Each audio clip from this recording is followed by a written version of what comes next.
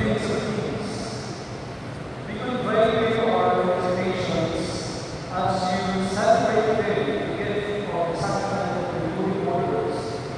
As a people,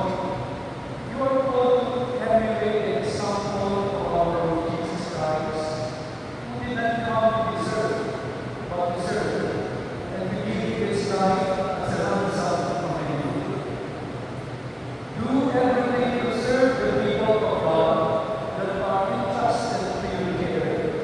so that your life may become a worthy oblation before God. And by this letter,